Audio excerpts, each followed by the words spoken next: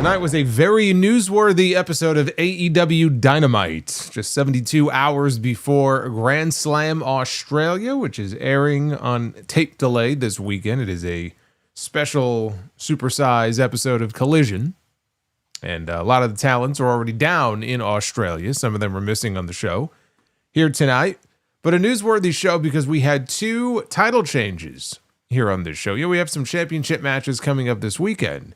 Where I think or thought that we might get some title changes there. We got two of them here tonight on this show, including one in the main event, which saw Kris Statlander defending the AEW Women's World Championship in a strap match against Thekla, a woman that she had already beaten.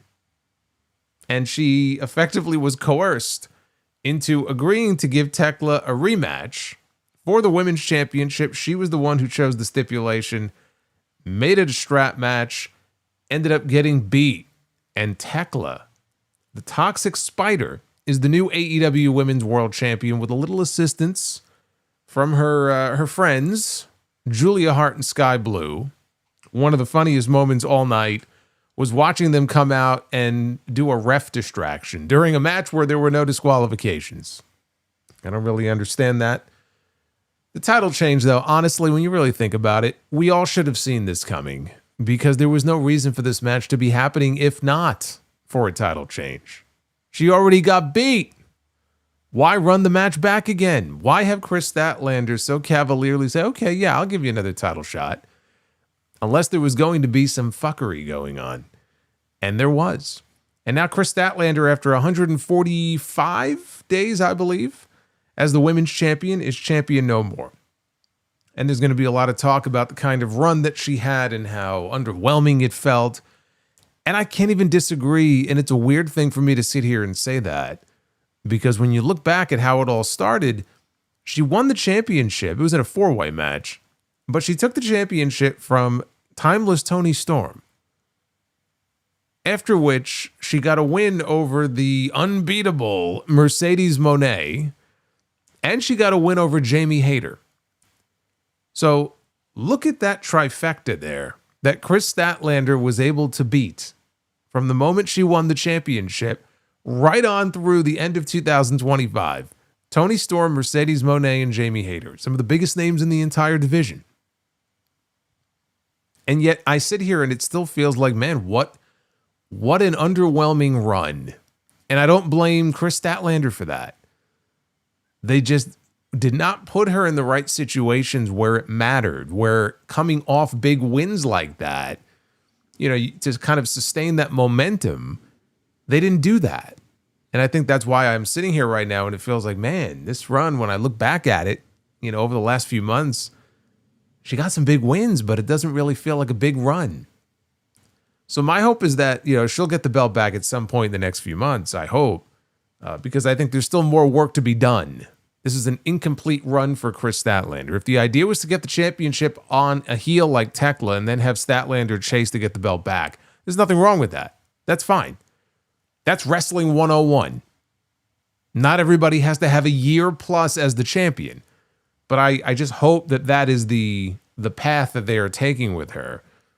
And Thekla's great, don't get me wrong. There's something about Thekla. She's got this unique characteristic about her that makes her a little bit different than just everybody else.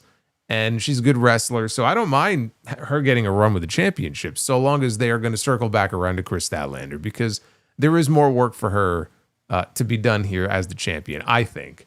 So not too surprised by what they did there. I was far more surprised at the fact that we have a brand new TNT champion days after Tommaso Ciampa debuted in this company. Days after Tommaso Ciampa beat Mark Briscoe to win the TNT championship, Tommaso Ciampa is TNT champion no more. And once again, TNT champion Kyle Fletcher. They actually took the title off of Ciampa tonight, which is a head-scratching decision. No shade on Fletcher. Obviously, Kyle Fletcher is great. Clearly, they wanted the championship on him heading into Grand Slam, because Grand Slam is in his hometown of Sydney. And he even said after he won the belt tonight that he made the promise that when he came back home, he would be the champion, and so he is. There were other ways, though, to get him in a big match, a big title match in Sydney this weekend without taking the title tonight off of Tommaso Ciampa. That was a head-scratching decision, but what we got with the two of them was an excellent match. It was not without criticism. There was an issue, and if you watch these shows, you can probably figure what it was. My one big critique of the match, but it was an excellent match. One of the best TV matches, really one of the best matches, not even TV matches, one of the best matches we've had so far this year. And the year obviously is still very young, but they had a tremendous back and forth battle between them. I do want to cut people off when they say, well, I can't believe that Tony buried Ciampa tonight. Yeah, you could take that shit somewhere else. Again, we go through this periodically where we have to sort of educate people about what it is to be buried and what it is to not be buried and just lose a match. Losing a match does not mean buried. The jury is still out. We will see where Tommaso Ciampa goes from here. The man calls himself the Psycho Killer. So if this unlocks the Psycho Killer, then there is still fun to be had with Tommaso Ciampa in terms of where they could take this. The key will always be in the follow-up here. I do not want to see Tommaso Ciampa, after coming in with all this fanfare, just kind of slip back down into the abyss with so many other people on this roster. We had a tag team tonight that made their return on Dynamite. We have not seen Private Party since January of last year. And no, nobody was out hurt. They just disappeared. And then like a magic trick, they reappeared here on Dynamite tonight. They didn't win, but they disappeared. Now they're back. I don't want to see Ciampa end up in that sort of vortex where he's just sort of forgotten about. He came in like a bolt of lightning, and now he's kind of in the place where you would expect him to be. So we'll see what the follow-up is to this. But I saw Fletcher win the championship in a match that easily could have gone to the time limit, and I think in many ways would have made sense for it too. And then you run it back this weekend, and they didn't do that. Maybe it'll make more sense when we see what they do on the Grand Slam show on Saturday.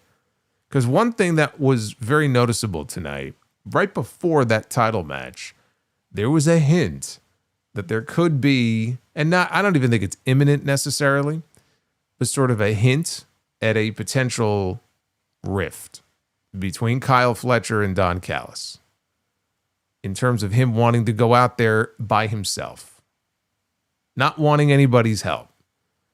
And so naturally, what ends up happening, Don Callis goes out there to do commentary, and Lance Archer is standing at ringside like a fucking bodyguard. Again, I don't book it. So there were some head scratching things about this show, but I cannot hate on that match. That was easily the best match on the entire show. Very heavy on the in-ring tonight. We've had shows like this over the last several weeks where it'll be very heavy on the in-ring, very light on the story. And then they get a little bit heavier on the story, and then they kind of slide back to this. This was a good show. It was not a show. It was not a perfect show. It was not a show without its flaws, and we will get into them. But the in-ring is really what carried this show. A little bit of story progression, not a whole lot. This show really was geared towards building to the matches that are on the card for Saturday. You know, it's not a pay-per-view, but they're basically treating it like a pay-per-view. So this was the go-home show, and they treated it in many ways like you would a pay-per-view go-home show, where they were trying to, give that little bit of a push, that final push here before the key matches on the show at Grand Slam. So that's what we got tonight. That's pretty much what the rest of it was. But I did think it was a good show overall, especially that TNT title match. We will talk about it. This is your AEW Dynamite review. It is Wednesday night, February 11th, 2026. I am the Solomonster. Thank you for joining me here. Yet another Wednesday night. Like and subscribe. Super chats are open.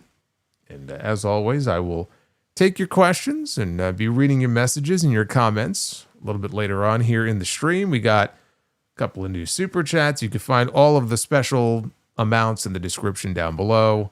As always, I want to take a moment here also just to thank everybody for all of the positive feedback that I have gotten to the announcement of the brand new show. Not replacing anything. It's in addition to all the shows I already do, but it is a brand new show for Ariel Helwani on his Uncrowned Wrestling Network, part of Uncrowned and Yahoo Sports, called The Uncrowned Wrestling Show. Debut episode dropped on Ariel's channel. It is an audio-only weekly Tuesday podcast talking about various stories in the world of wrestling, very similar to the Sound Off, and there'll be some overlap in some of the news coverage for sure, but also covering maybe a few other things as well, whatever's going on at that particular time, also incorporating news from Mondays and what happened on Raw the night before. But really, we're trying to build up an audience over there, and I would love for you to come along for the ride. So yesterday was very overwhelming. All of the feedback that I got was largely very positive. I heard from a lot of different people. Everybody seemed pretty happy about it.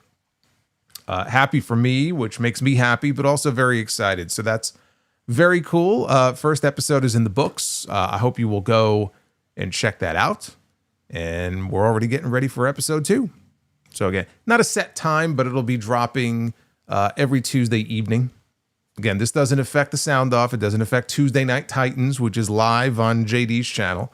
All of that is separate. All of that is still happening in addition to the weekly streams. It'll just be less sleep for me, but I'm used to it by now. But when the opportunity came up, and again, to chat with Ariel and kind of get the sense of what he was looking for, it just made sense. It just was a perfect fit. And I think we're both very happy with it so far. So my thanks to him, my thanks to you, and I hope you'll check it out. And also, if you have questions for that show, I'd like to start doing what I do on the Sound Off, at least on some weeks, which is incorporate some fan Q&A. So you can email me. The email is the same, the Solomonster@gmail.com, or you can tweet me. Tweet the question to me at Solomonster. Just make sure you put the hashtag uncrowned in there. So I know it is specifically for that show, and we will have some fun. Speaking of fun, let's take that wheel for a spin. Where is it? There it is. It was hiding from me. We got to spin this wheel here. Find out how many likes we need for Be the Booker. I'm going to spin, and I'm going to spin, and I'm going to spin. Let's find out. 400. Pretty standard number there. 400 likes. If we hit that, we will do Be the Booker later in the stream. So you guys know the drill. Hit that like button. The Ariel collab. Yes. The collaboration that you didn't know you needed. Now you got it. Yeah, he's building up a lot of very cool things on Uncrowned. There's a new boxing show that's coming soon. Uncrowned, it's a combat sports hub. And it's partnered with Yahoo Sports, and they just didn't have that one wrestling show. You got to bring wrestling to it. Without wrestling, it just feels incomplete. Who better than this guy right here? You know how much wrestling I watch at a given week? You know how much wrestling I've watched in my life? Who better to talk about wrestling? Come on. Anyway, let's get into this show here. I should point out Bryan Danielson was back, which is very interesting because Bryan Danielson had been missing from the announce team for the last several weeks. And I believe because of the effect it's been having on his neck. Evidently, he was doing pretty well neck-wise. He was feeling pretty good. He had talked to Adam Copeland, who had recommended some sort, I don't know if it was a doctor or a masseuse or whoever it was, to kind of work on his neck. And so he was kind of sleeping through the night a little bit better. He was feeling good. Then he started doing commentary weekly in AEW and flying around and traveling. And he said that it really wreaked havoc with his neck. And it got far worse. So I assumed that was going to be it, except maybe for pay-per-views. But there he was. Now, they were out west tonight. They were in California. I believe he's still living in... Is it Washington? Is it Aberdeen? Is he in Aberdeen? No, he's billed from Aberdeen. I don't know if he's actually living in Aberdeen or if he's in California. So it may have been that he didn't have a far distance to travel. I'm not expecting him to make the trip to Australia. I don't want him to do anything that's going to make his neck any worse than it already is. But it was good to have him back on the show tonight with Tony Schiavone and Excalibur. Tony Schiavone was already in the ring to open the show. And he was out there to introduce two men who we found out are going to be butting heads next week. We were wondering when this match was going to happen. Now we have our answer, but it was Kenny Omega and it was Swerve Strickland. So they came out to the ring for a face-to-face. This was after the confrontation they had last week, after Omega had lost to Andrade. And they had gotten up at each other's face because Swerve had come out to stop him from using the screwdriver. All that ended up doing was distracted the referee. Kenny got kicked low, and so tempers flared. So here we are, here in this segment. And he goes to Swerve first. And Shivani asks him, about what's been going on lately. Swerve says that a lot of the tension, or Shivani says, a lot of the tension seems to be coming from you. Swerve says it's been lingering for a while. 5 years ago, Kenny was on top of the industry, and that was the last time that he happened to be the AEW World Champion. Which I guess is true. Has it been 5 years? Wow. 2021. Yeah. Been a while since we've had Kenny as the champion. Everyone outside of AEW was scratching and clawing to come here to face Omega. Swerve was one of those people. And finally, in 2022, he makes his way to AEW. By the time he makes it to the top, though, where's Kenny Omega? He says, where's the cleaner? Where's the best bout machine, the so-called god of pro wrestling? He was nowhere to be found. He's either laid up in a hospital bed or suspended. He said, sounds like a false prophet to me. In Kenny's absence, the congregation started looking for a new prophet to follow. Every city they go to, the church sings Swerve's house. Now Kenny wants to march back in here and insert himself into the title picture. It almost feels like Kenny is using his EVP power.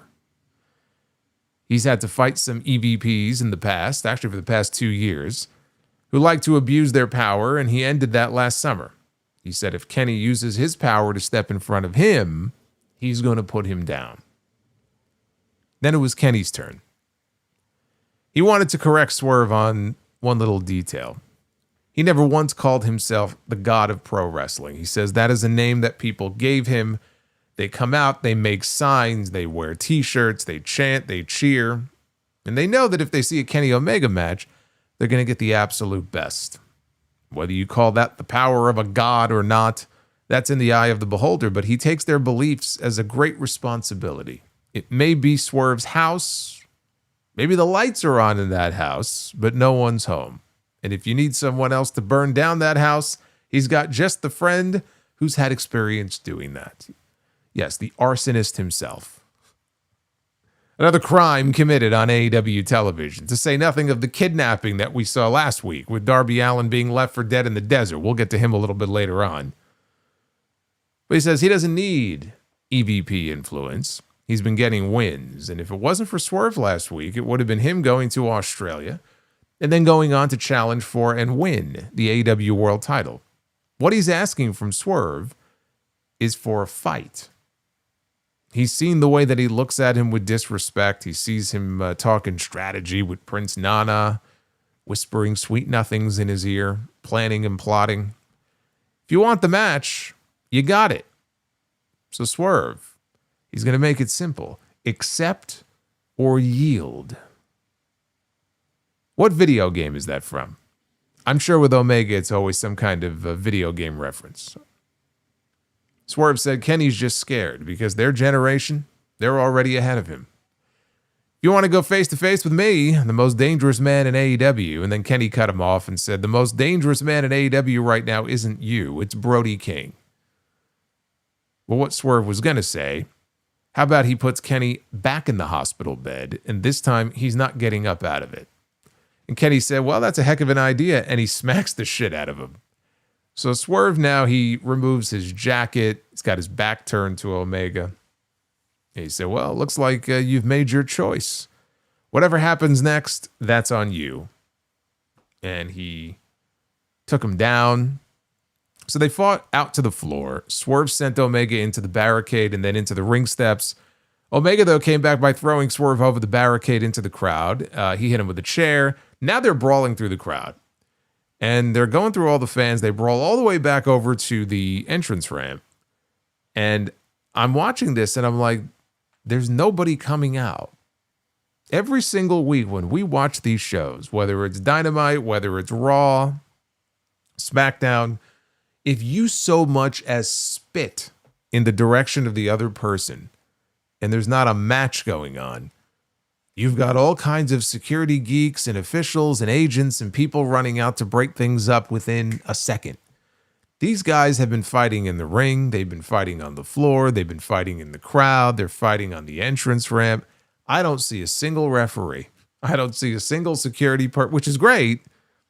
Inconsistent, but it's great. I'm just watching this going, were they locked in a room somewhere? I mean, you got two of the biggest stars in this company who are practically killing each other out here. And nobody is coming out. I'm like, let's see how long this goes on for. So they're brawling on the stage now. And Swerve is down on his knees and he's right in front of the giant, video wall. And Omega backs up and he comes charging in with a V-trigger. And he blasts Swerve in the head and knocks him into his head into the video wall. Still nobody's out here. So Kenny then gets him up on his shoulders for a one-winged angel, possibly off the ramp. Again, not a long distance, but, they're up there, 3 feet maybe. So he's getting ready to do it. And then Swerve begins stabbing at his head. I couldn't tell. He had something in his hand. I couldn't tell what it was. I don't know if it might have been a screwdriver. Again, I couldn't tell. I mean, I know that's Don Callis's gimmick, but whatever it was, he was stabbing Omega in the head with it. So he gets back to his feet. And then he spears Kenny off the stage and they both go crashing through 2 tables down below. And like as soon as you see the impact, the crash impact, and they hit the floor, here come all the officials. Now the bodies pour out from the back to try to separate these two and check on these two guys. Like, where the hell were you before this? Anyway, this was obviously degenerated into chaos here. The back and forth was fine. This is a match. This is a big time match. And when we talked about this last week, I said, Omega and Swerve, that could be a Revolution match. It could be a number 1 contenders match, a Revolution, and the winner of that match can get the next shot, right? Coming out of Revolution, whoever wins between MJF and Hangman or MJF and Andrade, whatever the match is. And then maybe it's Kenny and MJF in Vancouver. And it may well all work out that way. There is now talk that Kenny Omega will not be available for Revolution. That's not confirmed. I would imagine they're trying to work that out. But instead of waiting, they're doing the match on TV next week. We got the announcement a few minutes later that on Dynamite next week in Sacramento, it is going to be Kenny Omega against Swerve Strickland. And they didn't say there was, like a number 1 contenders match or anything like that. It's just a big match. And it doesn't mean that we have to get a winner next week. It could degenerate into chaos the way that it did here. You could have other people running out because there's 6 or 8 different people right now who are gunning for MJF in that championship. So there's no guarantee that we're going to get a clean winner in the match next week. This could be the first of 2 matches between them. And then maybe they do end up doing a rematch at Revolution. So we'll see. I'm not expecting a clean winner next week because to me, it doesn't really make any sense to do it. Like if Swerve beats Omega next week, you've just killed Kenny's arc, at least for a few more months. And it's like, okay, great. Swerve beat Omega, but he's not getting the shot at Revolution. The earliest he would even get his shot would be Dynasty. So to have a clean winner next week honestly doesn't even make any sense. It's rare that I will sit here and argue for anything but a clean finish. But if I were a betting man, I would say we're not getting one next week. I also think, by the way, they could have done a better job at the very end of the show tonight of really pushing that match. I think it was mentioned almost in passing at the end by Excalibur, but like when they were like rushing off the air, I think they should have done an even better job there, like a real big hard sell on commentary, bigger than they did for that match, because that's a big deal. Swerve and Omega is one of the bigger matches that you will see in AEW. The backstage, Kyle Fletcher was with Don Callis. They were being interviewed by Renee. And Fletcher asked Callis, do me a favor. Let me go out there against Tommaso Ciampa tonight for the TNT title by myself. I'm going to do this by myself. And Callis was okay. He goes, okay, yeah, no problem. I'll chill on commentary. I'll let you do your thing. He was cool with it. So that match was later in the show. First up, though, we had the Death Riders. And Barry, shout out to Barry in the chat. He says he was there in person. Dynamite was great. I'll say this much about the crowd. They were in Ontario, California tonight. The crowd was loud. Crowd was very loud and into the show, which always helps enhance the show. So good on you, Barry. Good on all the people in Ontario, California. They're going to be back in California next week. We'll see if Sacramento is the same way. So we had the Death Riders, Jon Moxley, we had Claudio, and we had Pac. They were taking on Konosuke Takeshita, Josh Alexander, and Mark Davis, representing the Don Callis family. These two groups have been feuding now for years. I mean, weeks. Feels like years. But they've gone back and forth now for a while. Pac and Mark Davis, they kicked things off. Moxley tagged in pretty quick, and he was matching up with Davis. He landed some punches and chops in the corner. Davis fired back. Huge chop of his own. Down goes Moxley. Claudio gets in. Takeshita tagged in a couple of minutes later, so they're going back and forth.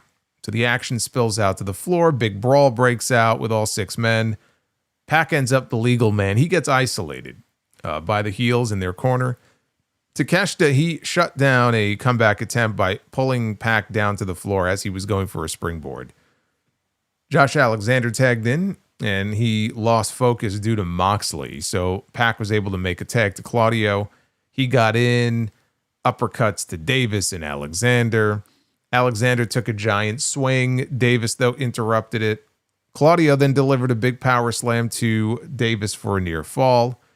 Moxley and Takeshita, they end up as the legal men. They're trading. Now, they're wrestling this weekend for the Continental title.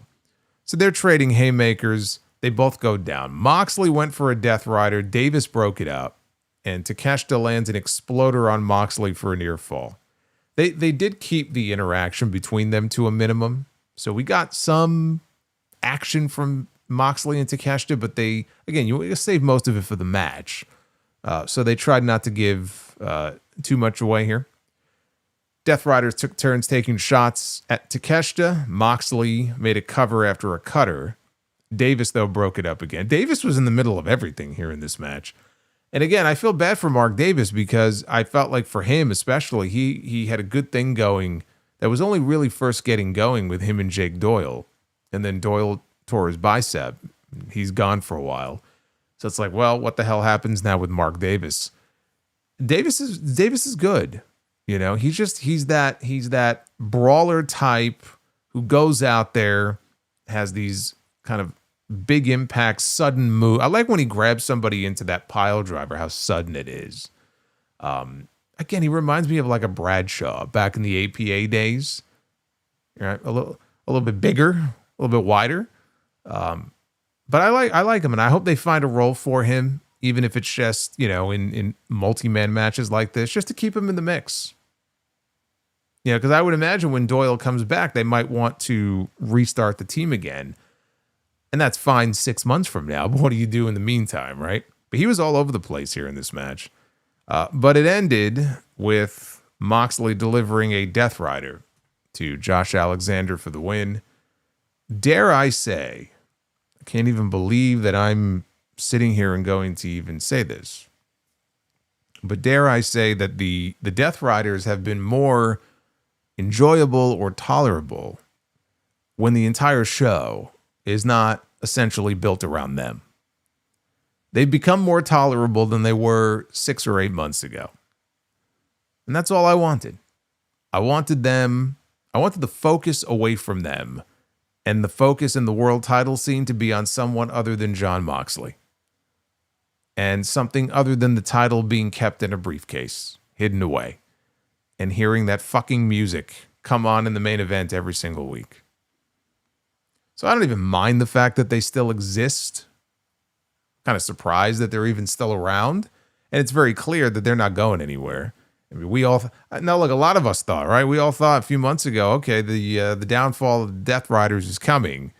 And I don't feel that way at all anymore. I think that they're comfortable with the Death Riders continuing to exist. Maybe they'll even add new members in the future. They go back and forth between heel and babyface. People still cheer Jon Moxley, but they're booing the shit out of Wheeler Yuta and Marina Shafir. It doesn't make any fucking sense. But as long as they're not the primary focus of the show, they're a lot more digestible.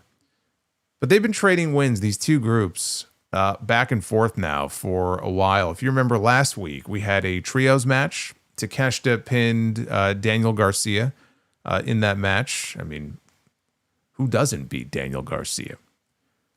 So they got the win last week. Moxley picks up the win here, not Takeshita, to give him a little bit of an edge heading into their title match on Saturday. As far as where I think that goes, I think we're getting a title change. That's what I think. That's what I would do. Get that Continental title on Konosuke Takeshita and then pick up with the story that I would like to see more than any other outside of the world title stuff, and they've gotten away from it, which is Okada and Takeshita. They have to circle back around to it. And if you're going to do that, let's say for Revolution, Okada is still the international champion. Takeshita has no title. He doesn't even have the IWGP title anymore. But if you put the Continental title on him, you get champion against champion. And when Takeshita beats him, then you unify them again. You bring back the unified title. 2 becomes 1. Right? Just like the Spice Girls said. When 2 becomes 1. There's a reference for you. You know, I've been talking up Linkin Park a lot lately, and I felt like I had to throw a Spice Girls reference in there. You never know what is going to come out on these streams. You never know who's going to get name dropped here. I don't know how I was talking about Jon Moxley and I ended up on fucking Spice Girls, but in any event, let's talk about the best part of the entire show, which was the TNT Championship match. Tommaso Ciampa against Kyle Fletcher with Lance Archer in his corner and Don Callis sitting in on commentary. Fletcher literally just asked to go it alone. And not only is Callis out there on commentary, but Lance Archer is standing there at ringside. I don't understand. Maybe he meant you can observe, just don't physically get involved in my match. I'll give them the benefit of the doubt. Ciampa just debuted 2 weeks ago on this very show. This was already the 3rd championship match that he was involved in. In 11 days, mind you. They traded chops early on. Ciampa, though, got an early advantage with a DDT. He tossed Fletcher out to the floor, into the barricade. Fletcher replied with a half and half. Ciampa came back with a very gnarly air raid crash on the flat part of the ring steps. Fletcher crawled back into the ring. Ciampa delivered a running knee to the side of the head. Later on, Fletcher delivered a huge Liger bomb for a near fall, and Ciampa was able to avoid the brain buster. He tried to leap out onto Fletcher on the floor. Fletcher, though, delivered an apron power bomb. So there was nearly a referee bump in the corner. Ciampa, though, avoided it, and then Fletcher blindsided him with, I think it was a haluva kick, and a brain buster. Only got a 2.9 count out of it. It was that close. It was razor thin. But he kicks out. Fletcher then tried for his avalanche brainbuster on the ropes. Ciampa, though, countered out into a German suplex. Ciampa followed up with 2 more running knee strikes. That's how he won the championship, with a knee strike. So he went for 2 more, both for near falls. Kyle Fletcher is still alive. Both men were down at this point, as Justin Roberts alerted us that there were 5 minutes left in this match. So 15 had gone by, 5 minutes remaining. And I'm thinking at this point, okay, this is going to go the distance. It's going to go the distance, and they could always run it back, right? I'm kind of seeing where it looks like it's going here. It's just this very even back and forth battle. Fletcher picks up Ciampa. He lawn darts him into the corner, head first. Ciampa landed another running knee strike, and again, he covered him for yet another near fall. Fletcher kicks out. Fletcher fired up. He delivered a Michinoku driver, followed by a lariat, and one final brain buster. And Kyle Fletcher, for the second time in his career, is the TNT champion. After the match, Fletcher was interviewed in the ring by Renee. What's next? He said, what's next is that I'm coming home with the TNT title. Fletcher said that he was showing up to Sydney and he would finally get the hero's welcome that he deserved to get last year. And he would defend his title on that show against anyone from anywhere. And I'm like, get ready to fly. No. That would have been something, though, if we would have heard that music. But now he's extending, here's the open challenge again, right? Anyone, anywhere, I'll put my title on the line. Mark Briscoe walks out on stage. We're back to this again. We're back to this yet again. Mark Briscoe is out. And he congratulates Fletcher. He said he didn't know if his ass could cash the check that his mouth was writing. He said that they were 3 for 3 in 6 battles so far. I was like, that sounds about right. Because I feel like I've seen this at least half a dozen times. And in fact, we have seen it half a dozen times. So, but they're even. 3 wins apiece, which means he wants the rubber match. He wants Game 7, he says. And he'll even give Fletcher home field advantage for Game 7. Fletcher said, look, I am sick of you, but I did say I would fight anyone. So he accepts. But he goes, if we're going to do this, you're going to reach for the sky, Game 7, then it's going to have to be bigger than all the rest. And so it will be Kyle Fletcher and Mark Briscoe for the TNT Championship, Game 7, in a ladder match. And I have to go back and watch it again. I believe Don Callis had a look on his face like he might not have been happy with that decision from Kyle Fletcher's, which again feeds into what I said before about there potentially being a rift forming between Fletcher, which honestly, I can't even say a rift forming. I think that the seed was already planted back at World's End in the Continental Classic when he was going fishing around for the screwdriver and the turnbuckle and he couldn't find it. So I feel like there are already little hints of it in breadcrumbs that they've been dropping. That'll feed into a larger story at some point. Let me talk about the match first. The match was a fantastic battle, and the fans were super into it. Just a great wrestling match, and it fell victim. The one critique I have, it fell victim to one too many near falls, where they just go overboard with it. And sometimes I don't mind. And then other times I'm sitting here going, come on. Tonight I was sitting here going, come on. I think that they would have been better served to just shave a couple of those off, right? You have a couple of dramatic near falls, but they just take it too far. And it just gets to a point where it's like, come on now, right? And then boom, the finish comes from out of nowhere. So I didn't like that. I wish they would have shaved some of those off. But what a fucking match this was, right? I can't otherwise say enough good things about this match. I was stunned. I was stunned to see Ciampa lose this match. I did tweet during the match before it was over, and I stand by this. I mean, to me, it's plain as day watching him on TV that Tommaso Ciampa, ever since he showed up here in AEW, has been reinvigorated. Like, he is a guy with a chip on his shoulder who looks and feels like he is out there to prove a point.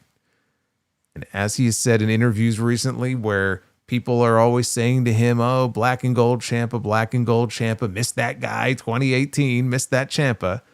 He's like, you know what? Fuck you, man. Like, I'm better than that guy. I'm going to go out and show you. And in these last 11 days, you look at the matches that he's had, whether it was against Briscoe, whether it was that was a 3-way, I think, right? With Claudio and Roddy, this match here, he's been killing it. And I'm like watching this going, long may it continue. But I didn't expect him to lose the fucking thing here in this match after he just won it. So I see Kyle Fletcher get the 3 count and I'm like, what the fuck? And then he's talking about going home. I'm going home to Sydney. I'm going to have a big match on the show, right? Big title match on the show. And you could have gotten there the same way by allowing this to go the distance. They had gone over 15 minutes. They were right there. Let the match go to a time limit draw. Run the match back on Saturday at Grand Slam. You could even do the same ladder match stipulation.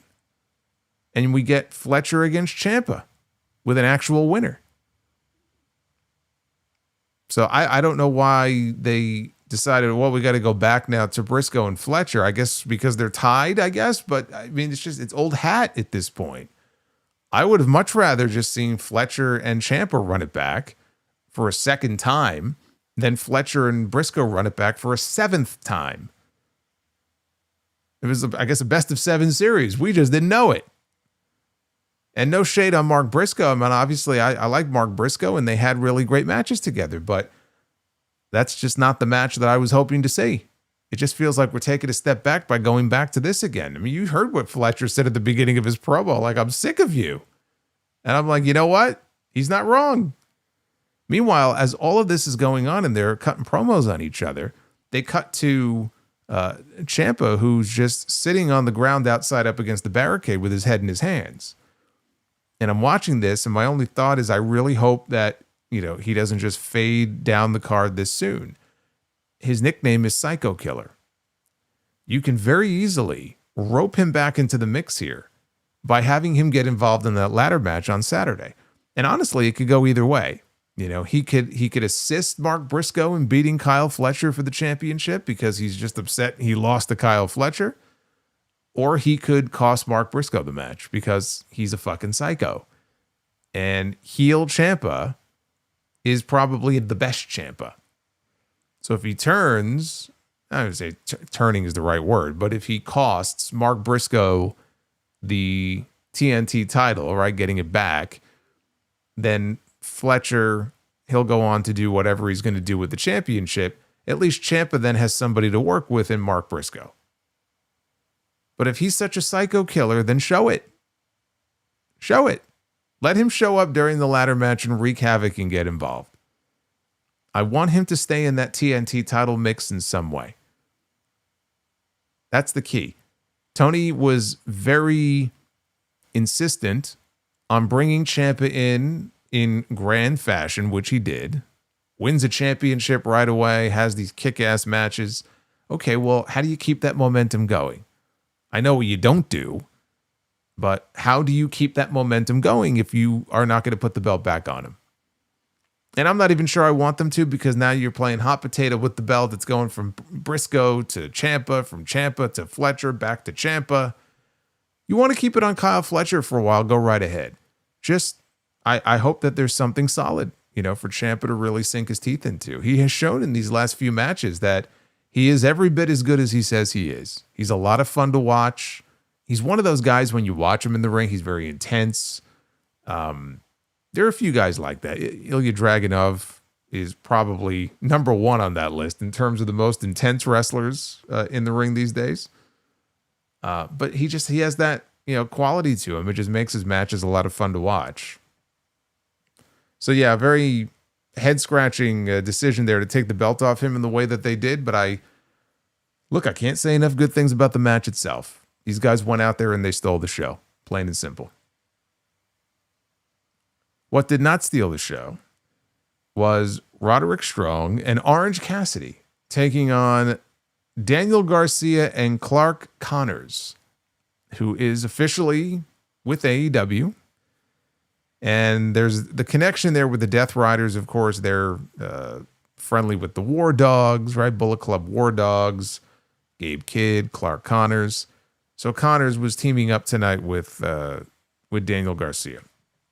So Connors and Strong, they kicked things off. Cassidy tagged in later. He and Roddy, they had an argument about it. Now, Roddy doesn't like Orange Cassidy, right? This has been established now for a while. So they weren't exactly on the same page here. Cassidy sent both Garcia and Connors to the floor. Strong, though, walked away from the ring. When Orange Cassidy went for a tag, he pulled the old Sid on Hogan spot. And he walked out on his tag team partner. Moxley was on commentary for this match, and he was cackling on commentary when he saw this. Connors and Garcia, they doubled up on Cassidy in the corner. Connors delivered a big spear through the ropes onto the apron. And he shut down a comeback attempt by Cassidy. He went for a second spear on the floor. He ran himself, though, into the barricade where Darby Allin appeared. He was on the other side of the barricade, and he pulled Connors over and into the crowd. Now, I would love to know, how was Darby Allin rescued after he was left for dead in the middle of the desert last week? We need the backstory to that. I need to know why. I need to know how the man was rescued and found his way back. But there he was. So he went off with Connors. Cassidy managed to roll up Garcia in the ring to get the win. So even 2-on-1, Daniel Garcia still loses. After the match, Toni Storm, she was suddenly up in one of the luxury boxes in the crowd. She says she made peace with her choices, because again, she's going to be teaming with Orange Cassidy this weekend. She's made peace with her choices, calling Marina Shafir a mixed martial asshole, and she said that she deserved to get her head shaved if she managed to knock her out. Her being Toni, right? I deserve to get my head shaved. But if Toni manages to beat Marina, she would shave her head so bald that they would sell her at Spirit Halloween. Toni started to address Wheeler Yuta, who walked out on stage and he's screaming. Marina appeared all of a sudden. And this looks so ridiculous. She walks out there. She has Mina Shirakawa in her finishing hold, right? Mother's milk. It looked like she was carrying like an oversized child. They have these things, parents have these things where, whatever the hell they're called, and the kids like on their chest, like if they're walking around a Disney World or something. That's kind of what this reminded me of. She's like walking out there with her child who happens to be adult size, sucking on her, what here, mother's milk for Mina Shirakawa. And as she is being held in this hold, Wheeler Yuta, they decide to clip the ponytail or cut her extensions. But they clip her ponytail. They cut off a piece of her hair with her trapped in this hold. And obviously up in the luxury box, Toni looked horrified by this. And so that was their final little bit of hype for this tag team match. We're getting a tornado match on Saturday. Whoever loses the fall is going to get their head shaved. And I'm looking at everybody in this match. You've got two women, neither of whom I think want to go bald. You've got Orange Cassidy, and realistically, if you shave his head, who gives a shit? The one who needs to get his head shaved is Wheeler Yuta. I mean, that thing gets longer and longer and longer every week. He's got a mop on his head. So I think it's safe to say that Wheeler Yuta is getting a haircut this weekend. But as far as the Roderick Strong, Orange Cassidy stuff, yeah, it's just one of those mid-card conglomeration things. This time Roddy bailed on him, so where it's going to go, honestly, I don't care. It's one of those stories I just can't bring myself to care about or get invested in. Doesn't really do anything for me. Darby Allin, though, again, I need to know. How the fuck did he get back from the desert? Backstage, Andrade and Don Callis are together. Andrade, Hangman, and MJF and Brody King were all involved in these clearly pre-tape video promos tonight. My guess is that they're all either in transit or they're all already in Australia because they were not physically live in the ring on TV tonight. But Andrade and Callis were backstage and told Hangman Page he was in the way and they would take him out. Then Hangman had a chance to respond in his own video. Said, I'm not getting the match that I wanted against Kenny Omega, who was the man that he beat to win his first world title back in 2021. And while he acknowledged that Andrade was one of the best in the world, he wouldn't let him interrupt his path to regaining the AEW World Championship. Next up was the party match of the night. And good luck to all the people who take notes on this shit. There's really no point in a match like this. You just kind of sit back and just watch all the chaos unfold. But the winners of this match would be in line for a shot at the AEW Tag Team titles. It was a three-way match with the Young Bucks, the Rascalz, this was their in-ring Dynamite debut, and a mystery wildcard team. The wildcard turned out to be the returning Private Party. There's a name that you haven't heard on Dynamite in a very long time. Do you know why that is? Because the last time they wrestled in an AEW ring was January 22nd of 2025. It has been over a year since Private Party wrestled in AEW. It has been almost a year since they wrestled anywhere, because the last match before tonight that they had was in House of Glory, and that was in March of last year. And they haven't wrestled anywhere since then. And again, I don't think there was any injury issues or anything like that. They were gone. They disappeared. And tonight, just like magic, they reappeared, and there they were. But that was when they got just decimated by the Hurt Syndicate. They had won the tag team titles from Private Party won the titles from the Young Bucks. Remember, I can't even call it a run. Can you even call what they had a run as tag team champions? It was an embarrassment, unfortunately. And then they basically got squashed by the Hurt Syndicate, and we didn't see them again. It was like they were shamed, and they were sent away. So it's good to see them back. You know, Private Party is a pair of AEW originals. They were there from day one. So they turned out to be the wild card here in this match. And it was rapid fire offense here right from the beginning. Things broke down very quickly. We had multiple dives. Yes, Exo says, wow, that party really is private. Oh, it was exclusive. They take the whole Private Party thing very seriously, very, very literally. It was so private, nobody was invited.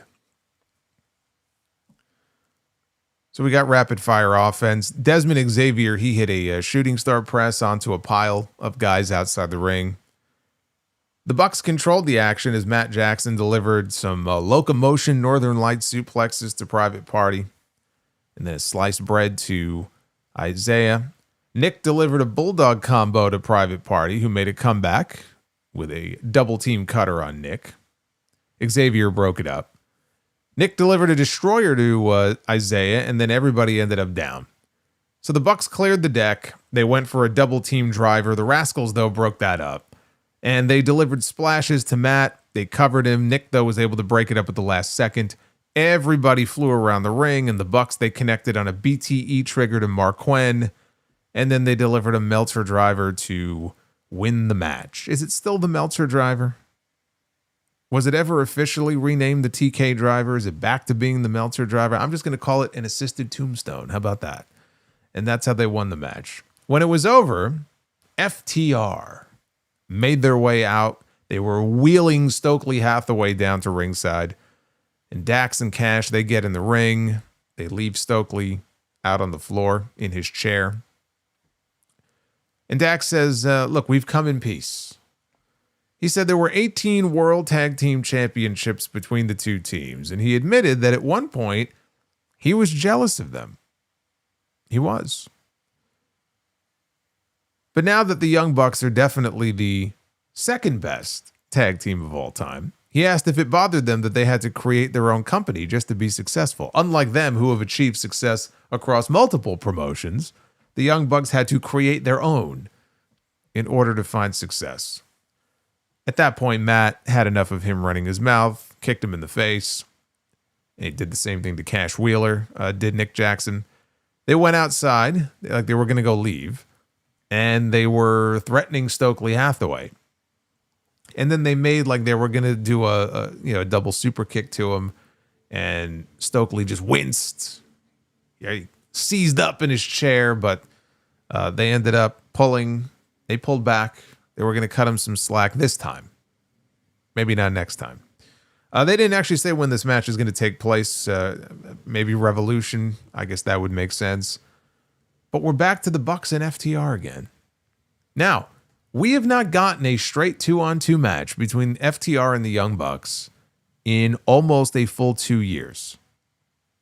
So it's actually been a while. The last time they had a proper, like, regular tag team match, you would have to go all the way back to Dynasty in 2024. Since then, they have been involved in a 3-way. They've been involved in a 4-way. So they've wrestled each other since then. But I'm talking like just straight up 2-on-2. It's been a while. And yet it still feels like, man, we're going back to this again. We're going back to this well. Like, the Rascalz just debuted. And this was their first match together on Dynamite. And the Rascalz are fun to watch. It would have been something different. Because we all know what we're waiting for here. We all know where this is going. We're waiting for Adam Copeland and Christian Cage to come back. And my understanding is that Copeland is still filming. Whatever that TV show is, I think it's the TV show that he's filming. Percy Watson, Percy Jackson, Percy Pringle, whatever the fuck it is. He's still filming. And they're waiting, and I think filming will conclude in a few weeks. And at that point, we'll see the two of them back. And then they'll have to remind us all over again about what the hell happened the last time when they laid out Beth Phoenix. But we know that's the destination here. We're going to get that match at some point, probably for the tag team titles. So what's the harm in sending them out there for a match against a team like the Rascalz? Other than, well, the Young Bucks are bigger stars, and we got to get them on the show, and we're going to do FTR and the Bucks again. It's like, well, okay. Same old shit, I guess. Not that they have bad matches, but just at some point, you want to see some new blood in there. Private Party just came back tonight. I wasn't realistically expecting them to win. Or the Rascalz for that matter, but I was kind of hoping they would. So anyway, so we're back to this again, and I don't know. I don't know, man. I mean, for a while there, it felt like, man, this tag team division's starting to really, heat up again, and look at all these teams. And then they lost some teams. They lost the Hurt Syndicate because Bobby Lashley got hurt, and now poor Shelton Benjamin isn't even around anymore. Luchasaurus got hurt, so there goes Jurassic Express. Davis and Doyle, they just put them together, and then Davis is without a partner because Doyle got injured. Like in one fell swoop, they lost like 3 or 4 teams. And now it feels like we're right back to where we were before, where the tag team division, which was building nicely, is, it's been wounded now. And now things aren't as exciting as it felt before, which kind of sucks because it was really starting to heat up again. I hope they can get back there. We got a Will Ospreay video package. We got one last week too. This was a different one. And he was wondering, when he comes back, can I be the same? And will the fans still cheer for me? That was sort of the crux of it. When he returns, he'll answer every question. I like this. I mean, you get the impression that they must think he's coming back somewhat soon. If they're starting to run vignettes for him on the show, it wouldn't make sense, frankly, to be doing this unless he was coming back in these next, couple of months, which seems early to me. But there's got to be a reason why they're airing these now and they're not holding off on them. But it was well done for what it was supposed to be. We got another video package also promoting the MJF Brody King title match for this weekend at Grand Slam. And they showed highlights of MJF losing in spectacular fashion, less than 60 seconds, to Brody on the show last week, basically being squashed. When MJF's back is up against the wall, that's when the devil is the most dangerous. And Grand Slam Australia is when he makes King his bitch. They did a good job of at least showing you why Brody King should be taken seriously as a threat. Beat the champion. Beat the champion in 60 seconds. Dropped him on his head. Choked him out and dropped him on his head. There's really nothing more you can do. He's got as much credibility as he's going to have going into this match this weekend. They closed the show with Kris Statlander defending her AEW Women's World Championship against Thekla, who she already beat. But she agreed to give her another shot. This time it was going to be in a strap match. And they started this match like right at the top of the hour. So right away, we know we're getting an overrun here. Before a break, they were outside the ring. Again, they're bound by the wrist. Thekla yanked her she was on one side of the steps, and she yanked Statlander face first into the ring steps on the other side, so we couldn't see the damage, right? And they kept the camera on Thekla for like 20 seconds. And I'm like, Statlander must be, she's going to town on the other side. They got the orders, keep the camera off of her. Sure enough, when the cameras went back on her, she was busted open. And it didn't look too bad, but the blood was starting to pour down her forehead. So Thekla went over and she started raining some forearm shots down on her head, trying to open her up even more. When they came back from commercial, Statlander was just covered in blood. And Thekla was whipping her hard with the strap. Thekla went to do her upside down spider pose in the middle of the ring, and Statlander just yanked the strap, and so down she went. She caught Thekla with a snap power slam for a 2 count. Statlander went to the ropes. Thekla, though, whipped her and climbed up with her, and Thekla ended up in a tree of woe. But she rises up, and she lashes Statlander 3 times in a row, and then hits a spider suplex. Statlander was able to come back with a discus lariat. Now they're fighting from their knees. Thekla spits right in her eye. I mean, she hawked a fucking loogie right in this woman's eye. Statlander whips the shit out of her in response. And then there's a blue thunder bomb. We get a 1 count. We get a 2 count. Thekla kicks out. Thekla got the strap wrapped around Statlander's neck, and she was going to try for a curb stomp. But as she came off and attempted for the stomp, Statlander moved. Instead, she starts to wrap Tekla's body up with the strap, so she can't move. Then she picks her up and she delivers the Saturday Night Fever, which is her finish, and that should have been it. Except here come Julia Hart and Sky Blue running down to the ring. Sky Blue runs out to distract Aubrey Edwards, and Julia Hart went for a spear. She missed. She ate a shot with the strap. And so after fighting both of them off, Statlander turns around right into a spear from Thekla.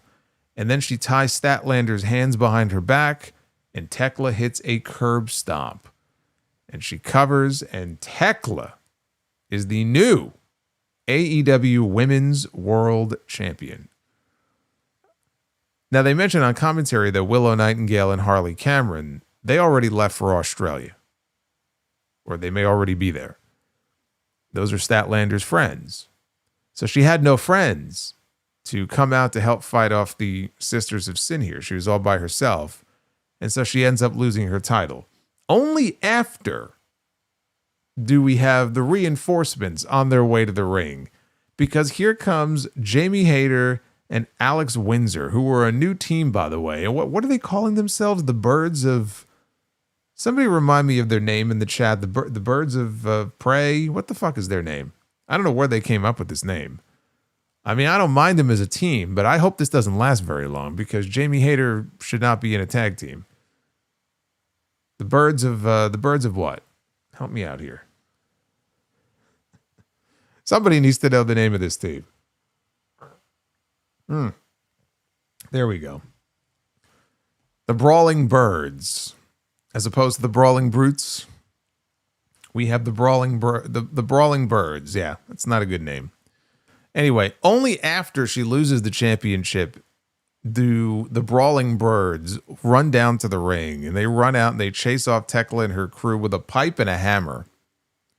I guess they were doing some maintenance work in the back, and somebody said, "Oh shit, Statlander's in trouble." So they come running out with their tools. I have no idea why Sky Blue needed to distract the referee with this being a no disqualification match. I don't even know why they needed to stay in the back. Quite frankly, they should have already been out there. They could be interfering at will. What's Aubrey Edwards going to do? She's not going to do shit. She can get up in their faces. She could wave her arms around and try to make a big scene. She can't do shit. So that was kind of silly. These ladies, though, they beat the tar out of each other with that leather strap. I thought it was a solid match. It was not as strong as some of the other matches that we had on the card, but it was solid. And again, coming into this show, it just felt to me like the likelihood of a title change was very high because Thekla was already beaten. And then they decided to give her another match for really no legitimate reason. Other than Statlander wants to be a fighting champion.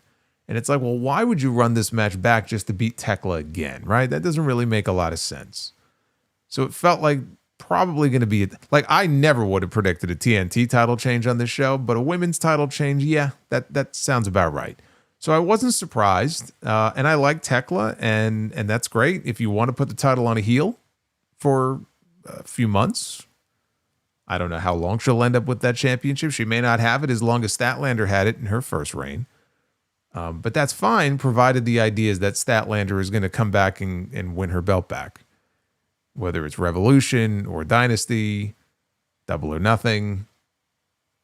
If the idea is that Statlander now has to scratch and claw and fight her way back to a match with Thekla, who she already beat once, right? So now they're tied. So you actually have a reason to run this back again and have a rubber match between the two. Then that's fine. But it's such a weird run that she had because, again, the names that she beat, Toni Storm, Mercedes Moné, Jamie Hayter, some of the biggest names in that women's division. And Kris Statlander went in there and she beat them. She was like a world beater out there. And she's no longer the champion. And I'm like, well, when we look back and evaluate this run that she was on, I don't know, it's missing something. It's missing just, she never really felt like a real week-to-week presence on this show, like a real meaningful, like she got the main event spot tonight. But I mean, how many times during this run did she get the main event spot? I mean, she may have had it one other time. I didn't feel like she was having it that many times. Week to week in terms of her segments on Dynamite, I don't know. There was something missing there where it feels like they dropped the ball. And I hope that she gets the ball back because she should be in that mix. Eventually, the time will come that Mercedes will be back, and I'm sure Mercedes will get her belt finally. It would actually kind of make sense, frankly, if it was from Statlander, because they've had a whole bunch of matches now, and she couldn't beat Statlander a few months ago. So I hope that that's the idea here, is that when Thekla loses, she loses it back to Kris Statlander, because I think Statlander is very good. And she deserves some more time, with that championship. But the idea of her losing in and of itself doesn't mean she can't get it back. I've talked about long title runs over the last few months. This subject has come up because we get so many of them these days. And they love, telling us how many days this person has been champion for. And you listen to it and it's like 600 days. 800 days, 400 days, 1,000, fucking Athena, right? 1,100 days, whatever it is the Ring of Honor champion. And it's like, when did this start? You know what I mean? Like there's a happy medium between hot-shotting a title, where you just play hot potato with it every other week, and having these long, boring, extended runs. Like if you want to have one or two solid, lengthy runs, that's fine. But when this becomes the norm, as we've seen in wrestling in the last few years, it gets boring. So I don't even mind them like surprising people. It kind of keeps us on our toes. Oh shit, we have a new champion. Oh, I didn't see that coming. Like that's not inherently a bad thing. I just hope that for some of these people like Ciampa and Statlander, they have, a solid plan ready for them going forward, because I'd like to see more of them on these shows. Especially Ciampa, just for his music alone. He's got some of the best music in the entire company. Anyway, this was a show that was very heavy on the in-ring tonight. Light on the story side. There was some, but it was very light on the story side. But thankfully for them, the in-ring is what really carried the day. If you only have time for one match, taking nothing away from the ladies in the main event, watch the TNT title match. Again, it might frustrate you, some of the near fall madness there at the end. But that aside, it was an excellent match. Let's take a look at the Twitter poll here. Then we're going to come back and do predictions, because we got a big show to preview for this weekend. What did you think of Dynamite before Grand Slam? 65.8, almost 66% thumbs up, 18.5% thumbs in the middle, and 15.7% thumbs down. So that is actually a very positive score for Dynamite. It was a good show. It was not, by no means was it the best Dynamite in years, but it was a good show. Now let's run down this Grand Slam Australia card. I am thinking about going live on Saturday night. We'll see. I'm 50-50 right now. I'm leaning towards doing it and going live. It is a big card. It'll be airing on tape delay by 14 hours, 16 hours. So if you are allergic to spoilers, you might have to keep yourself off social media. But here's the card. Orange Cassidy and Toni Storm putting their hair on the line against Wheeler Yuta and Marina Shafir. Tornado match. Loser gets their head shaved. I'm going with Orange Cassidy and Toni Storm, and Wheeler Yuta is getting a haircut. We have Jon Moxley and Konosuke Takeshita for the Continental Championship. I'm going with the title change here. Now, I know we had 2 title changes tonight.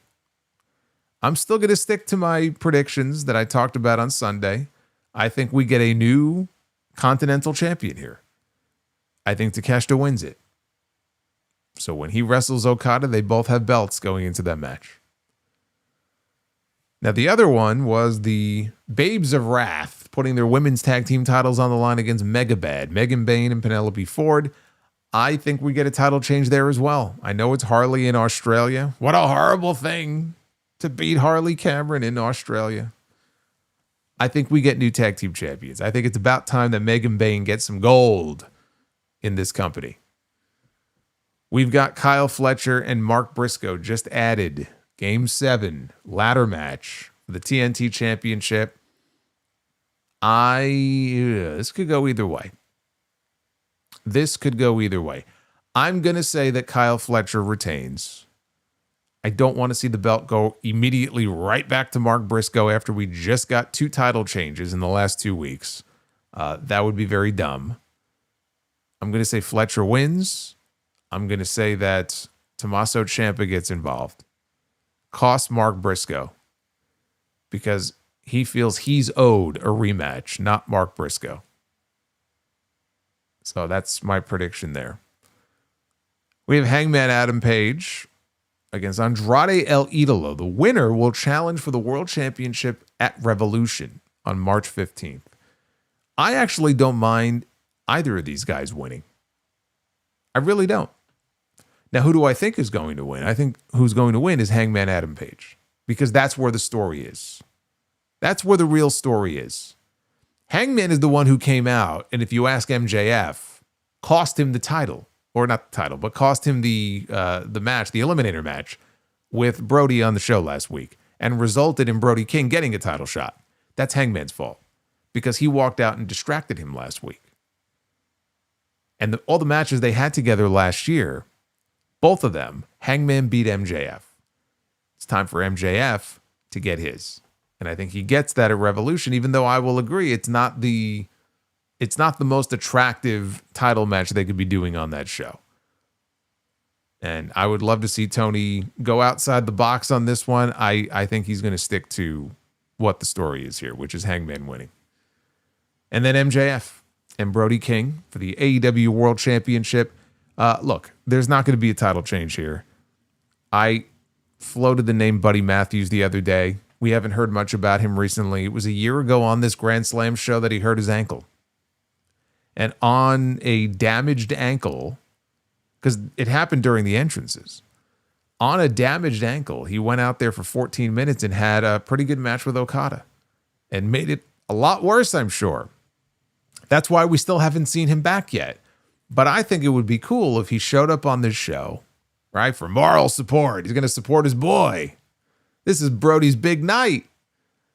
And in the end, him being there in some way ends up costing Brody King. MJF retains, and we can get a Buddy and Brody feud coming out of it as a way to reestablish Buddy Matthews on the roster.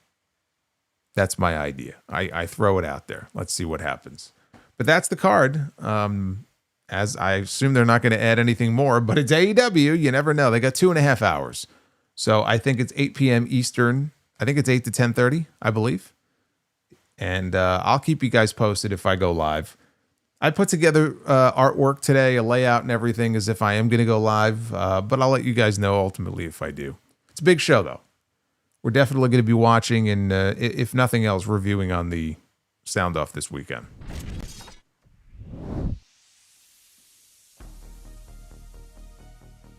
See, Martin likes the potential buddy angle, so do I. It really all depends on where he's at in his rehab. Last update I heard was, I don't know, a couple months ago, and it wasn't sounding great. But these days, you know, I mean, what's real and what's not, what's true and what's false, we don't know. You know, they want to shock you when they show up on TV. But that's my idea. Brody and Buddy. Joseph Stewart, I wish you a very happy Wednesday. I'm glad you were with us. And yes, rest in peace to James Vanderbeek. It was very sad to hear that he had passed away. I know that he was only 48 years old. From Dawson's Creek, if you don't know who that was. And he was in some movies as well. God, all these football movies, they just kind of run together. Was it Remember the Titans? I don't remember the name of that movie, but Dawson's Creek is probably what he is most well known for. But yeah, he was diagnosed, I think, a couple of years ago, maybe a year and a half ago, with stage 3 colorectal cancer. And it's very sad because his family apparently sank all of their money, all of their savings into his treatment, and they're just trying to save their home. So I know there's like a whole GoFundMe set up. Last I checked, it was already over, I think, $350,000. But it's just sad, you know, the way that all it takes is one illness and it just bankrupts an entire family like that. You know, and it shouldn't be that way, but you hear stories about that and it's infuriating. Oh, Varsity Blues. Thank you. Yes, that's the movie I'm thinking of. Varsity Blues. But yeah, so his family now is left with all of these medical expenses and they're just trying to save their house and put the kids through college. It's very sad. Joseph says, do you think Harley Cameron is the next big breakout star in AEW to go mainstream? No. She's very talented, though. She's a great ventriloquist.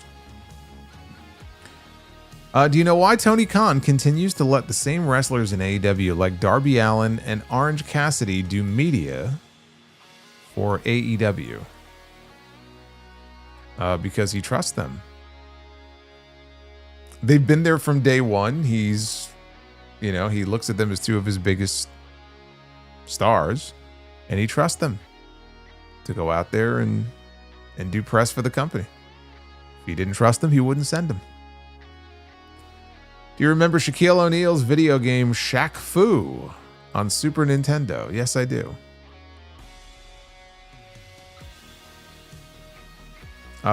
Do you remember his movie Steel? I remember Shazam. I don't remember Steel. Have you seen the AI video online of the Teenage Mutant Ninja Turtle Shredder and April O'Neil in WWE having a wrestling match? Yeah, I've seen it. I mean, I'm really tired of all this AI shit. I got to be honest with you. I actually fucking despise it now because you can't look at anything on, like, if you open up like Instagram or TikTok or X or anything these days, like, I have to question every single thing that I see now. Even like a nice video or a funny video, I stop myself. I'm like, wait a minute, is this? And sure enough, I look in the comments and it's like, this is fucking AI. I'm like, fuck, motherfucker. I fucking hate it. I really do. It's gotten very, very bad. What are your thoughts on Dom giving Liv flowers and candy for Valentine's Day on Raw? I thought that was a very slick move on his part. And if you remember what Liv told him after, that you'll get your gift later. See, Dom knows what he's doing. He's not stupid. Do you think Undertaker is booking AAA better than Triple H is booking Raw and SmackDown? I don't watch AAA week to week, so I can't say. Can't give you an honest answer on that. I'm not into the AAA product the way that I am the WWE product or the AEW product. I'm aware generally of what's going on there. I'm not watching the weekly shows. I don't know all the players, so I really can't compare the two.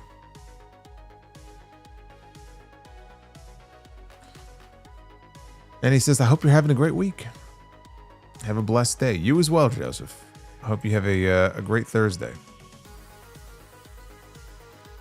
Dried Chicken says, Kyle Fletcher against Tommaso Ciampa TNT title match tonight was a banger. Yes, it was. Private Party is back. I would love to see them win tag team gold again. AEW, Ring of Honor, CMLL, Rev Pro, or New Japan. They have plenty of options. Don't forget HOG. Don't forget HOG. Punch, it's all good. It's all good. It's more the AI video stuff. It's just there's so much of it now. I can't distinguish between like what's like there could be a really nice like cat video. You know what I mean? Like, and I'll watch that and I'm like, man, that was funny. I can't believe the cat did that. And I'm like, wait a minute. And sure enough, like it'll be like the second comment. How come that person's socks were a different color at the end than it was at the beginning? And I go back and I watch it again and I'm like, son of a bitch.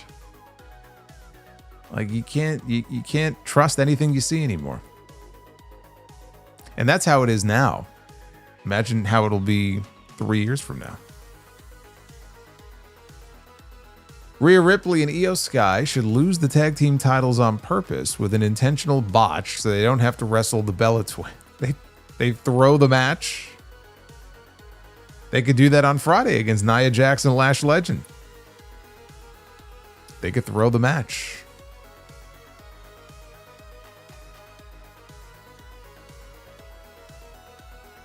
My girl, the Toxic Spider Thekla, is the new AEW Women's World Champion. I gotta break out the beer, the steak, and the beef burgers. She drives me wild. You'll have to fight Clark Connors for her. That's his lady. And he says, my excrement, my excitement level. My excitement level for Thekla winning is like Skeletor raising his arms up. That's like me misreading that super chat. What I appreciate Thekla is her grit, her femme fatale beauty, and her cool personality. Definitely not her excrement level. Although some people might be into that, but those people are fucking sick. Oh my God. Refresh this list and move on from that. It says, I'm going to make the most daring prediction. Andrade beats Hangman, and then he beats MJF at Revolution. Well, that is pretty bold. I could see them wrestling, but I do not see him beating MJF. I think that's a little too bold for Tony Khan to be doing. I don't see him doing that. Isaac. Thoughts on Double or Nothing possibly coming to Queens, New York? Oh, I'm thinking that House of Glory is going to have to piggyback off this. They're coming to our backyard. I think we're going to have to run a show. That's what I think. Arabian Night 2000. Happy Private Parties back, and hopefully they stay. Pieces are there. AEW has 8 to 10 legit teams now. I hope Tony Khan puts the effort in because WWE sure isn't. Yeah, the tag team division in WWE on the men's side on both brands is dog shit right now. No effort whatsoever. We got $2 here from O. It says, one time only will you be covering Grand Slam Australia? Probably. I'm definitely going to watch it and talk about it on the sound off, but as far as live, I'm leaning towards it, yes. I just didn't realize it was going to be 2.5 hours. I thought it was going to be 2. Bender McSimpson, is this the start of the Kyle Fletcher face turn? I believe we are seeing bits and pieces of what will end up being a Kyle Fletcher face turn, yes, in the next few months. And he says, what does Ciampa do now? Well, hopefully Ciampa goes full-on psycho killer, and he will cost Mark Briscoe that ladder match on Saturday. Arabian Night, love Kyle, but his matches with people like Will and especially Briscoe, he does too many big moves and near falls with little selling. He should slow down a tad. For me, it's more just the overabundance of near falls and kicking out of finishers. That's what annoys me. Fabian Garcia says, what if they try Grand Slam New Orleans next year? Hey, as someone who's been to New Orleans for wrestling 2 different times, I say the more wrestling in New Orleans, the better. New Orleans is fucking great.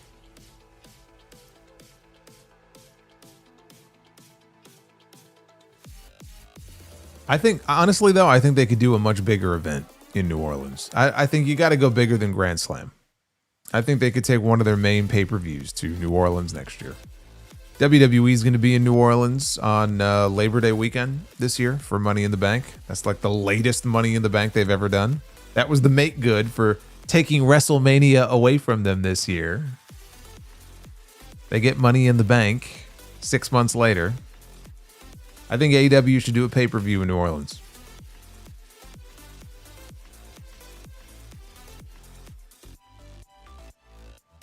All right, let's check and see if we hit our goal for tonight. The goal was 400, and we are at 421. We did indeed. Yes, we could be getting ready for a Big Easy WrestleMania in 2 months. I'll be honest with you, if WrestleMania was in New Orleans this year, I would probably be on my way to New Orleans. Probably to meet some of you. Have a big meetup event. Make a big spectacle out of it. And then they said, no, you know, on second thought, we're not going to go to New Orleans. There's too much money to make. We've got to scalp people. Now there's something like 20% behind where they were this time last year in ticket sales. That's a shame. It's time to be the booker. So let's do it. Ladies and gentlemen, it is now time to be the booker. Hey, Punch, I'm glad you're a big fan of HOG. We got a big show coming up. Not this Friday, but next Friday, February 20th. We got MJF coming in. I guess the only question is, will he be the AEW World Champion when he comes in? That depends on what happens with Brody King in Australia this weekend. All right, we're kicking things off with Grandmaster Sexay and Scotty Too Hottie Too Cool are in Be the Booker. They will be stepping into the ring against Tyson Kidd and Cesaro, who are actually a very good team. So I will give that the bell. They weren't together long enough before Tyson got hurt, but they were a very good team. All right, women's Be the Booker. We have Rosa Mendez. Rosa Mendez. Oh, we have not seen her in quite some time. But there she is. Not only did Private Party return tonight, we had the return of Rosa Mendez. And when that happens, there really is no point in even going any further with women's Be the Booker. So we move on to the main event. That's what we do.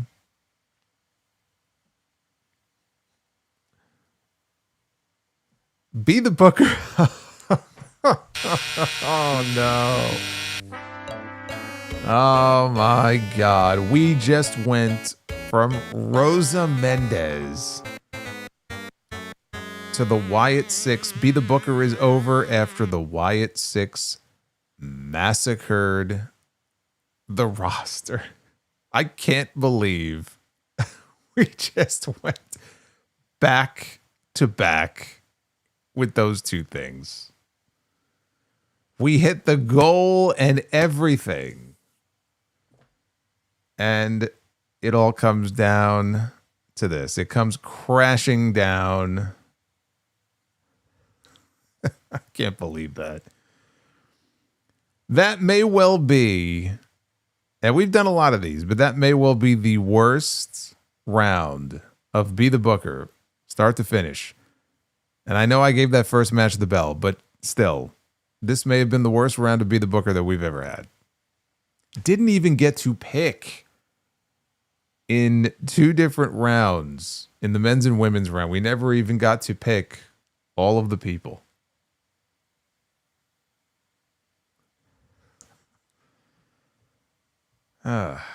Look, I mean, that's the risk that we run. That's the way it goes sometimes. Unfortunately, it's out of my hands. I have no control over it. You never know what you're going to get and Be the Booker. The only thing you could do is just wait for Friday and hope for a better outcome, because that's the next time that we'll be live for SmackDown. Actually, a very big SmackDown on Friday night. Cody Rhodes, Jacob Fatu, and Sami Zayn. Only one man can go to the Elimination Chamber. We're going to find out who it is. And then, of course, we have Alexa Bliss, Julia, and Zelina Vega. That's going to be the women's Elimination Chamber qualifier. So a big, big show coming up on Friday. I hope you will join me for that. And then possibly live again Saturday night for Grand Slam Australia. The Sound Off, episode 951, coming up on Sunday. Dropping as always. And then next week, we start over again. We have Raw Monday night. We have the Uncrowned Wrestling Show dropping. Wherever you get your audio podcast, that'll be Tuesday evening. And then Tuesday night, of course, is TNT. And then we have Dynamite. And boy, who was the wrestler in WWE? His nickname was No Days Off. Was it Darren Young? I think it was Darren Young. Well, I'm stealing his name now. That's now my name. I'm taking it for myself.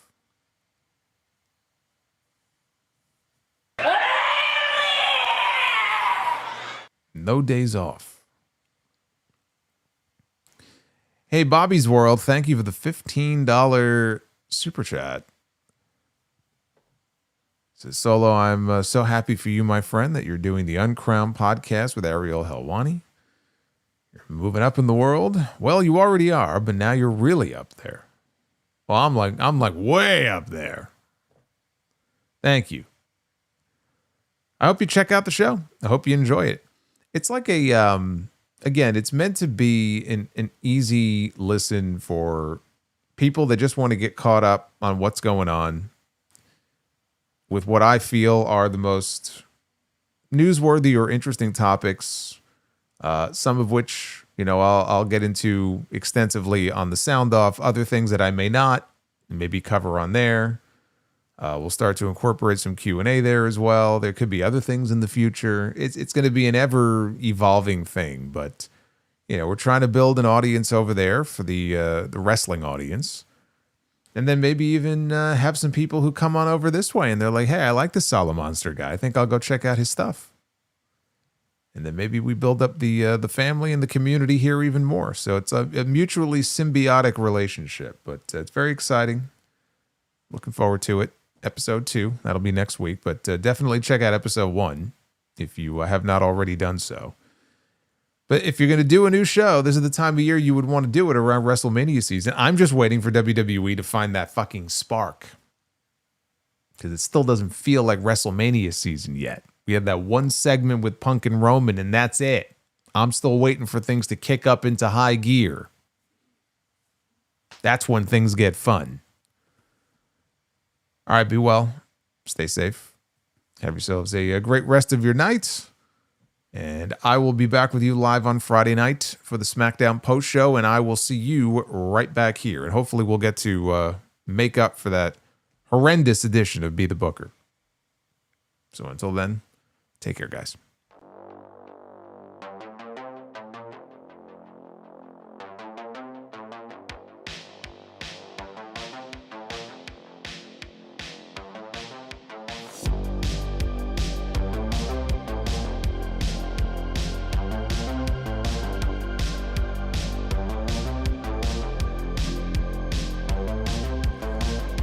Bobby's back again.